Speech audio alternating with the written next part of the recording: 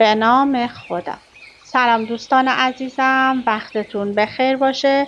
پادکست صدای سکوت امروز رو با کتابی زیبا و جذاب شروع میکنیم. هنر اغواگری، راهکارهایی برای مسلط شدن بر دیگران. نویسنده رابرت گرین هستش. گروه انتشاراتی سبکتو هم ترجمه کردن و هم این کتاب رو چاپ کردن.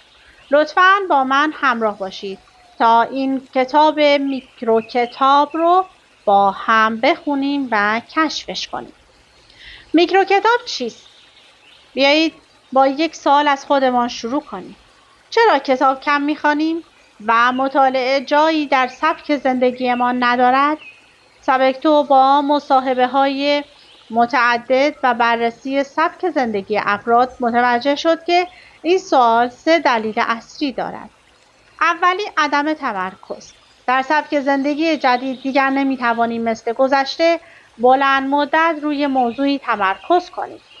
به کلاس‌های طولانی درس دقت کنید تا به راحتی آن را درک کنید.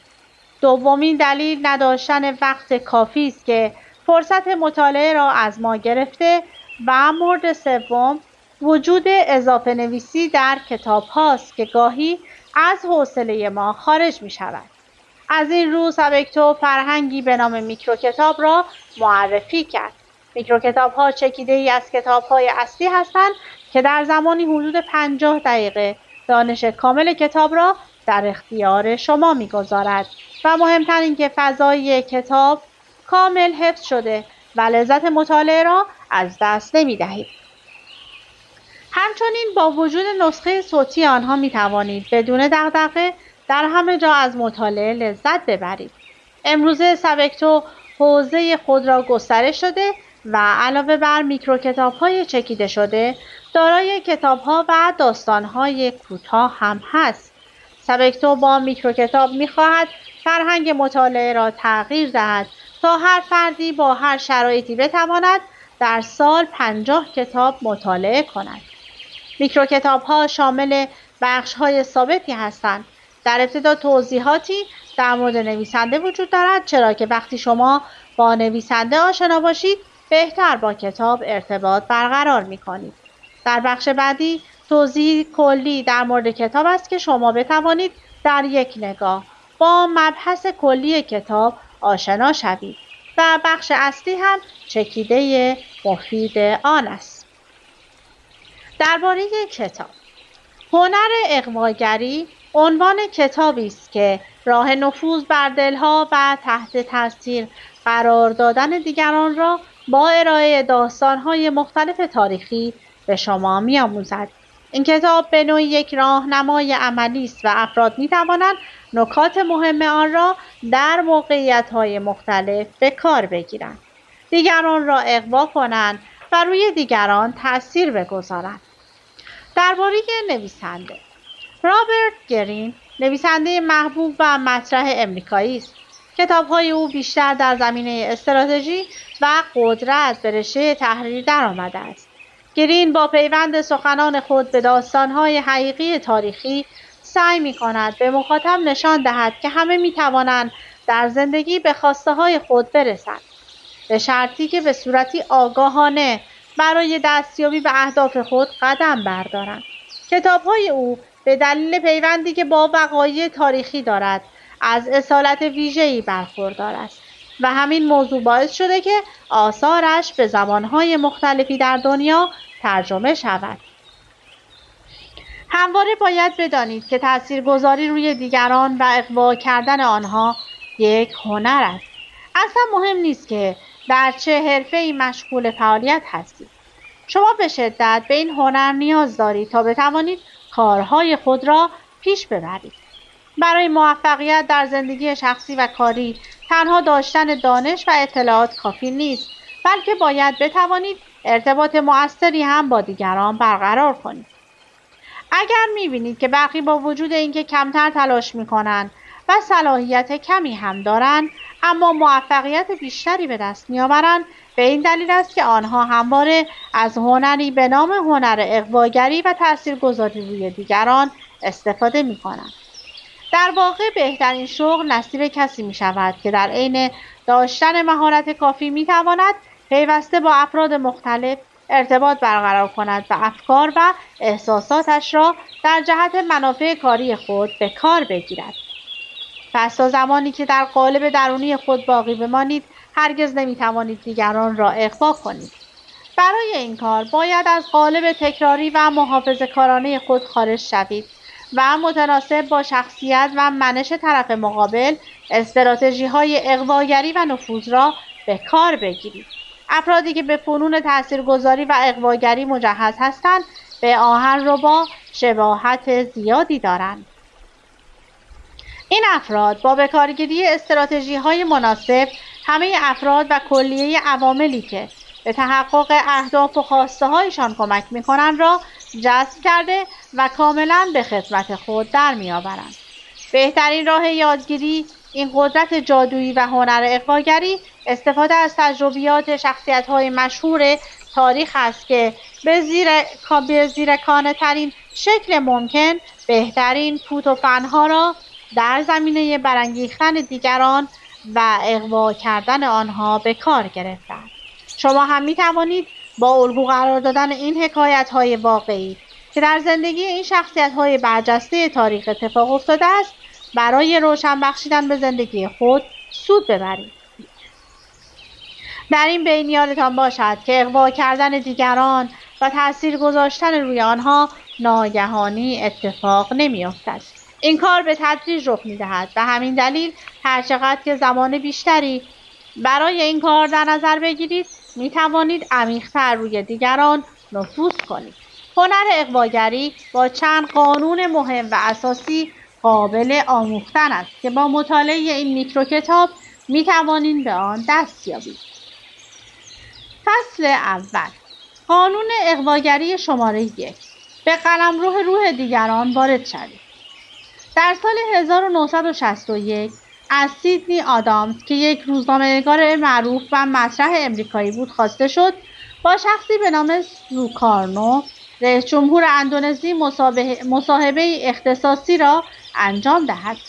سوکارنو در آن سالها به شخصیت برجسته سیاسی تبدیل شده بود و نقش مهمی در گسترش روابط دیپلماتیک ایفا می‌کرد. این موضوع فرصت مناسبی برای آدامز فراهم کرد تا بتواند مراحل پیشرفت را سریع‌تر طی کند. سوکارنو سالهای زیادی جنگید تا بتواند اندونزی را از چنگ سلطه هلند رهایی بخشد و در این راه نقش بسیار مؤثری ایفا کرد. سوکارنو در سال 1949 توانست نتیجه تلاش‌های خود را ببیند، چرا که هلند در نهایت تسلیم شد و استقلال این کشور را به رسمیت شناخت. به این ترتیب او از همان سال به عنوان رئیس جمهور اندونزی کار خود را به صورت جدی آغاز کرد. آدامز تلاش کرد که در جریان مصاحبه هیجان انگیزش تحت تاثیر سوکارنو قرار نگیرد و همین دلیل مصاحبه را با کمک طنز آغاز کرد. این شیوه آغاز بحث مورد توجه سوکارنو هم قرار گرفت. سوکارنو از آدامز استقبال کرد تا او بتواند شرایط مصاحبه را در محیطی بدون نگرانی به راحتی پیش ببرد. آدامز مصاحبه را با موفقیت به پایان رساند و حتی از سوکارنو هدایای ویژه‌ای هم دریافت کرد. سوکارنو بعد از اینکه آدامز به نیویورک بازگشت هم برای او نامه‌های دوستانه و تشکرآمیز فراوانی فرستاد. این رابطه ادامه پیدا کرد تا اینکه سوکارنو به آدامز پیشنهاد ویژه دیگری هم داد. سوکارنو از آدامز خواست که برای نوشتن زندگی نامه‌اش با او همکاری کند. آدامز از این پیشنهاد بسیار خوشحال شد و با خودش فکر کرد که باز هم فرصتی پیش آمده تا بتواند توانایی‌های خود را در عرصه روزنامه‌نگاری نشان و اعتبارش را افزایش دهد. از طرف دیگر می‌دانست که سوکارنو به شدت پیرو تمایلات نفسانی است و 4 همسر و صدها کنیز دارد. بنابراین خیلی دوست نداشت که دوباره او را ببیند و با او همکاری داشته باشد. اما او با پیشنهادی روبرو بود که نمی‌توانست به راحتی از آن بگذرد. در نهایت تصمیم گرفت که این کار را انجام دهد. در سال 1964 آدامز به اندونزی رفت و تصمیم گرفت که با قاطعیت کار را پیش ببرد. آدامز وقتی که وارد اندونزی شد بسیار قاطعانه و با لحنی دستوری به خاطر شرایط اقامت و آپارتمان نامناسبی که در اختیارش گذاشتند به سوکارنو اعتراض کرد. سوکارنو هم به اعتراض او گوش کرد و شرایط آدامز برای اقامت را پذیرفت و قراردادی که آدامز تهیه کرده بود را بدون هیچ چون و چرایی امضا کرد. اولین برنامه آدامز این بود که به صورت میدانی با مردمی که سوکارنو را در دوران جوانی می‌شناختند گفتگو کند. به این ترتیب به سوکارنو گفت که سفر هواییش باید اختصاصی و خاص باشد و خدمه و خلبان باید در خدمت او باشند. البته سوکارنو انتظار این را نداشت که چنین چیزی بشنود، اما این درخواست او را هم درخواستش را پذیرفت و به تعریف و تمجیدش از این خبرنگار ادامه داد. رفتار سوکارنو به یک خدمتکار شباهت داشت تا رئیس جمهور یک کشور. آدامز وقتی فهمید که سوکارنو این گونه به درخواست‌های او پاسخ مثبت می‌دهد، دیدگاهش را نسبت به او تغییر داد. متوجه شد که رسانه‌های آمریکایی بی‌جهت او را سلطه‌جو، ظالم و تهدید کننده توصیف می‌کردند. این مصاحبه چندین ماه طول کشید. آدامز متوجه تغییر رفتار سوکارنو شده بود. در اوایل آشنایی این دو، سوکارنو همیشه با لباس رسمی به دیدار آدامز می‌آمد. اما کمی بعد که رابطه‌شان صمیمی‌تر شد، سوکارنو کاملا خودمانی و حتی بدون دمپایی به ملاقات او می‌آمد. به هر حال این کتاب در سال 1965 با عنوان سرگذشت سوکارنو به روایت سیدنی آدامز منتشر شد. امریکایی‌ها سوکارنو را شخصیت منفوری می‌دانستند و حتی لقب هیتلر آسیا را به او داده بودند. اما حالا کتابی وجود داشت که او را شخصیتی مهربان و دوست داشتنی توصیف می‌کرد. هر وقت که مردم علت این تضاد را از آدامز سوال می‌کردند، او اینگونه پاسخ می‌داد: شما او را آنطور که من می‌شناسم نمی‌شناسید. سوکارنو به خاطر این اتفاق و چاپ کتابش بسیار خوشحال بود و همین خاطر شرایط پخش این کتاب را در گوشه و کنار جهان فراهم کرد. این کتاب آنقدر تاثیرگذار بود که توانست کودتایی که علیه سوکارنو شکل گرفته بود را نافرجام بگذارد. سوکارنو یقین داشت فقط آدامز میتوانست تصویر منفی مردم جهان نسبت به خودش را تغییر دهد و به همین دلیل همواره به خواسته‌ها و دستورات آدامز توجه میکرد و به او خورده نمیگرفت. در این داستان سوکارنو توانست هنر اغواگری را روی آدامز پیاده کند و او را تحت تاثیر خود قرار دهد. او می‌دانست که اگر یک روزنامه‌نگار مرد را به خدمت می‌گرفت، هرگز نمی‌توانست به این شدت روی او تأثیر بگذارد. برنامه او کاملا حساب شده بود و هر چیزی را در اختیار این زن قرار داد تا بتواند کارش را به بهترین شکل انجام دهد. ورود به قلمرو روح دیگران بهترین تکنیک برای تحت کنترل درآوردن آنهاست، چرا که در این شرایط این حس در طرف مقابل ایجاد می شود که او شما را تحت کنترل خود درآورده است، در حالی که برعکس است. حالا من تکه هایی از این کتاب رو به صورت خلاصه‌وار برای شما میخونم. هر چقدر که به دنبال کسی باشید، او از شما فرار می کند. همیشه افراد را تشنه نگه دارید و گاهی با جرعه‌ای آنها را سیراب کنید. اگر همیشه آنها را سیراب کنید، خیلی راحت از شما دور خواهند شد. این نکته را همیشه در نظر داشته باشید که اگر در شرایط خاص از افراد فاصله بگیرید، می توانید آنها را تحریک کنید تا به سمت شما کشیده شوند و خواسته هایتان را تأمین کنند. انسان‌ها به طور ذاتی از خلأ گریزان هستند و همین دلیل دوست دارند تا با کلام و همچنین گرمای وجودی خودشان این فضای خالی را پر کنند. آگاهانه مراقب اتفاقایی که اطرافتان رخ می‌دهند باشید.